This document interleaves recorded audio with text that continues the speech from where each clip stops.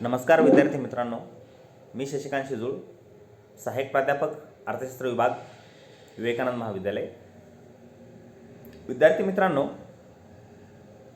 आपण BA प्रथम वर्ष अर्थशास्त्र या विषयाचा अभ्यास या व्हिडिओ लेक्चरमध्ये करत आहोत.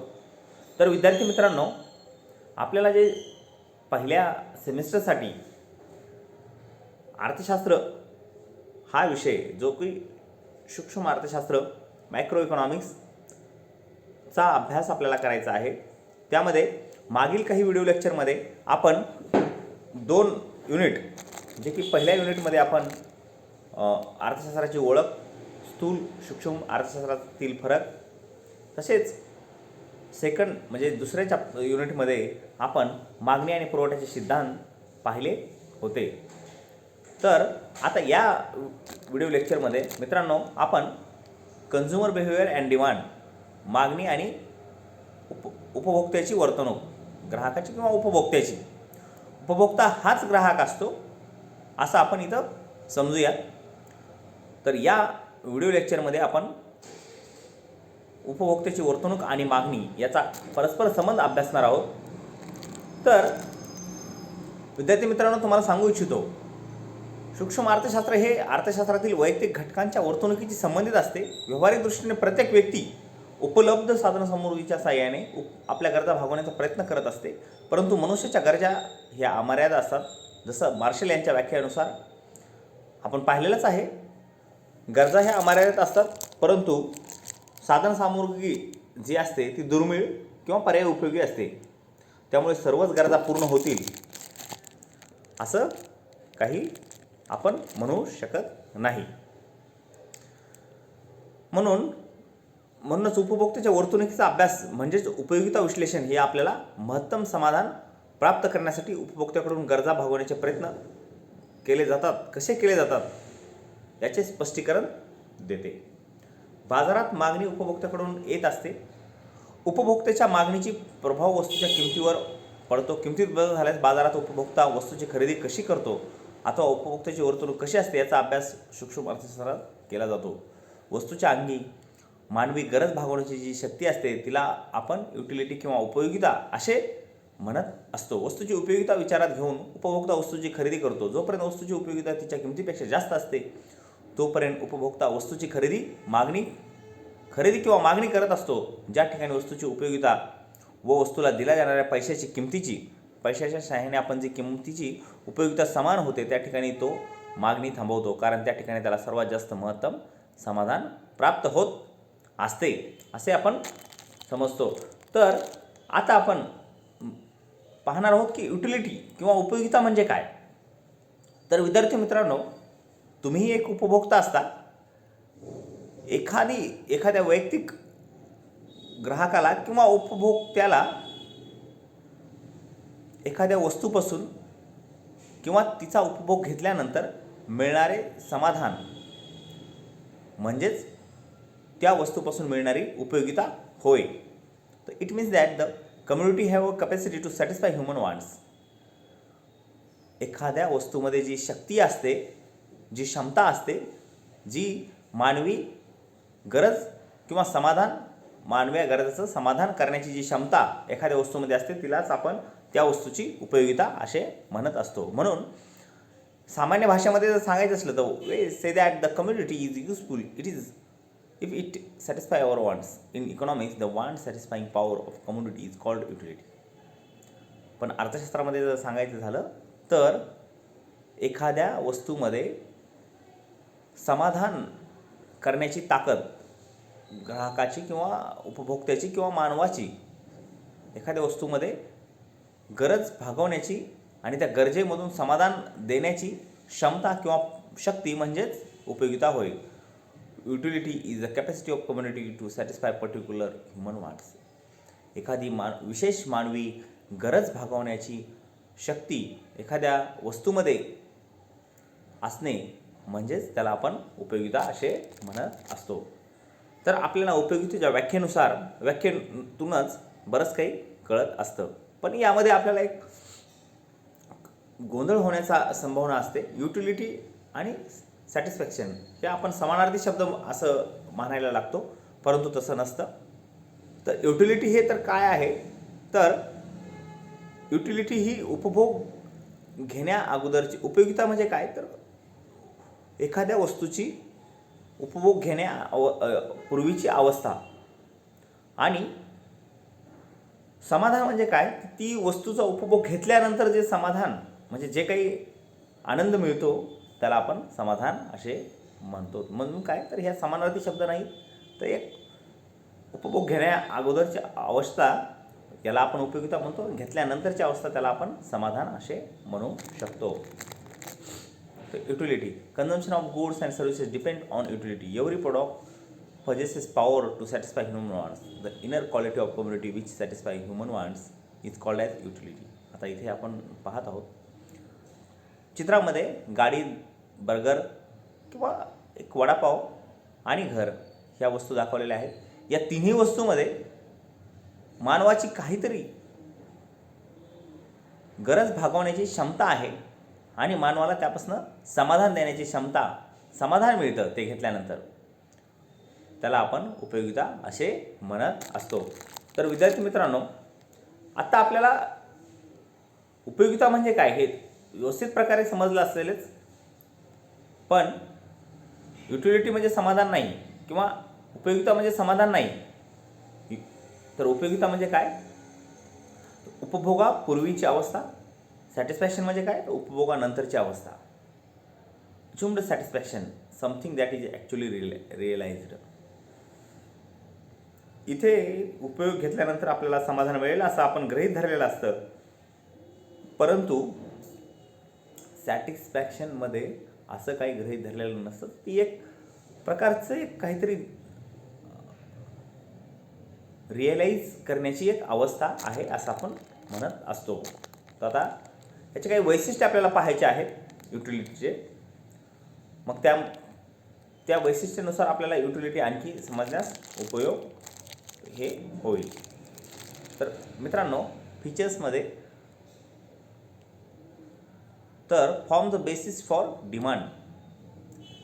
तर याचा जो आहे मागणीवरती अवलंबून असणारं वैशिष्ट्य म्हणजे काय, तर a person will demand a community if it has utility for him. तर काय, एखाद्या व्यक्तीला एखाद्या वस्तूची गरज तेव्हाच असेल जेव्हा त्या वस्तूमध्ये युटिलिटी किंवा उपयोगिता असू शकते. बेसिस फॉर डिमांड तर काय, एखाद्या वस्तूची म्हणजे एखाद्या पुस्तकाची विद्यार्थ्याला गरज असेल, तेच एखाद्या अशिक्षित माणसाला त्याची गरज वाटणार नाही. म्हणजे काय, तर डिमांडनुसार त्याचं वैशिष्ट्य हे मागणीनुसार, एखाद्या वस्तूच्या मागणीनुसार ठरत असतं. Ethical neutral. The concept of utility does not consider whether the community satisfies a good want or bad want. A community can have utility even it satisfies a bad or unethical want. Utility does not consider any moral or ethical factors. In short, it is ethically neutral. विद्यार्थी मित्रांनो, तुम्हाला सांगू इच्छितो, ही जी उपयोगिता आहे ही moral म्हणजे नैतिकदृष्ट्या स्थिर आहे. एखाद्या पिणाऱ्या व्यक्तीस त्याची चांगली उपयोगिता आहे की वाईट उपयोगिता आहे हे कळणार नाही. तर हे पहा, तसंच बॉम्ब असतील किंवा वेगवेगळे शस्त्र असतील, ही सैनिकासाठी ही चांगल्या प्रकारची उपयोगिता आहे, परंतु तेच जर एखाद्या आतंकवाद्यासाठी ही चुकीच्या प्रकारची उपयोगिता आपण समजू शकतो. तर त्यानंतर usefulness is the benefit that is derived by consuming a community, whereas utility is the want satisfying power of community. A community having utility need not be useful. तर अशा प्रकारचे काही वैशिष्ट्ये आहेत. म्हणजे यामध्ये काय, सगळ्यांना सारख्याच प्रकारची युटिलिटी किंवा उपयोगिता मिळत नाही. एखाद्याला दारू पिण्यापासून चांगली उपयोगिता मिळेल, तर दुसऱ्याला त्या हेल्थसाठी, आरोग्यासाठी अपायकारक असल्यामुळे त्याच्यापासून काही युटिलिटी मिळणार नाही, उपयोगिता मिळणार नाही. तर मेजरमेंट नॉट पॉसिबल.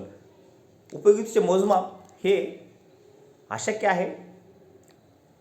म्हणजे काय, उपयोगिता ही एक मानसिक संकल्पना आहे. It is intangible and invisible. ही कधीही दिसत नाही किंवा स्पर्श जाणवत पण नाही. It is a inherent feelings. ही एक वेगळ्या प्रकारची भावना आहे. Therefore it can not be measure cardinally. पण ही संख्यामध्ये मोजता येण्याजोगी नाही. That is in numbers. म्हणजे कार्डिनली म्हणजे संख्यामध्ये मोजता येणारे नाही. अशा प्रकारचे काही फीचर्स याचे आपल्याला दिसून येतात. Utility subjective concept. Subjective means changing from one person to another. म्हणजे एका व्यक्तीला वेगळ्या प्रकारची उपयोगिता असू शकते, दुसऱ्या व्यक्तीला वेगळ्या प्रकारची. तसंच वेगवेगळ्या ठिकाणी वेगवेगळ्या प्रकारची उपयोगिता असते. काही ठिकाणी चवीनुसार बदलत असते, काही ठिकाणी वेगवेगळ्या सवयीनुसार बदलत असते.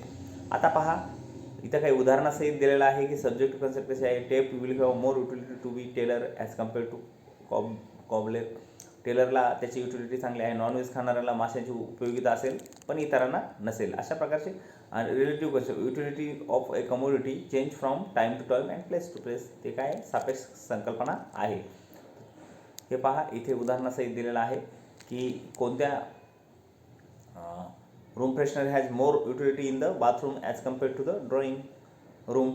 अशा प्रकारचं वेगवेगळ्या ठिकाणी वेगवेगळी उपयोगिता असते. त्यालाच आपण सापेक्ष संकल्पना आहे असे म्हणू शकतो. Even different from pleasure.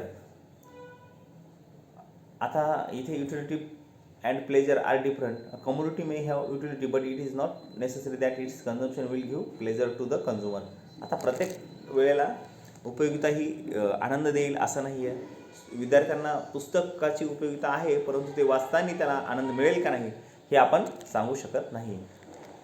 Satisfaction and utility are different. आपण वर इथे पाहिलेलंच आहे. त्याप्रमाणे समाधान आणि उपयोगिता हे वेगळ्या प्रकारच्या संकल्पना आहेत. त्यानंतर utility depends on intensity of the on. Utility ही उपयोगिता ही कशावर अवलंबून आहे, तर ती तीव्रता किती आहे, त्याच्या गरजेची तीव्रता किती आहे त्यावर अवलंबून आहे. अशा प्रकारचे हे वैशिष्ट्य आपण पाहिले आहेत. त्यानंतर वेगवेगळे प्रकारही आपण उपयोगितेचे पाहू शकतो. Types of utility. Place utility, service utility, time utility, form utility, knowledge utility, position utility. त्यामध्ये वेगवेगळे प्रकार जे आहेत ते place, change in place of a commodity increases its utility. It is called as place utility. Place utility is created when goods are transferred from place of production to place of consumption. Transference help to create place utility. आता पहा, जिथे आपण पिकवतो, थोडक्यात शेतामध्ये आपण वेगवेगळ्या प्रकारचं भाजीपाला वगैरे पिकवतो, पण तिथं जी उपयोगिता त्या लोकांना मिळायला हवी आहे त्याच्यापेक्षा बाजारात गेल्यानंतर तिची उपयोगिता वाढत असते. सेवा. आता एक service utility is created when any service is provided by any person to other person और ग्रुप ऑफ पीपल. तसं वेळेनुसार काही वस्तूंची उपयोगिता वाढत असते. जसं छत्रीची पावसाळ्यात उपयोगिता आपल्याला दिसून येते. प्रकार. आता फॉर्म युटिलिटी याच्यामध्ये काय, तर तुम्ही त्याला जे प्रोसेसिंग करता त्यामुळे त्याची उपयोगिता वाढत असते. लाकडाची उपयोगितेपेक्षा त्यापासून बनवलेल्या खुर्चीची उपयोगिता जास्त आपल्याला दिसून येईल. त्यानंतर नॉलेज.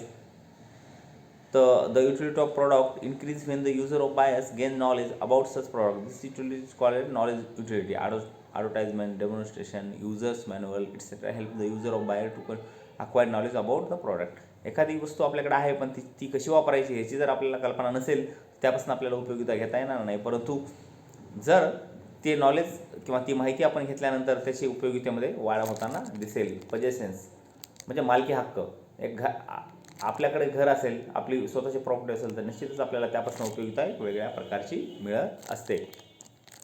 आता अशा प्रकारे आपण जे आहे ना उपयोगिता म्हणजे काय या लेक्चरमध्ये आपण पाहिलेलं आहे. तर पुढील लेक्चरमध्ये आपण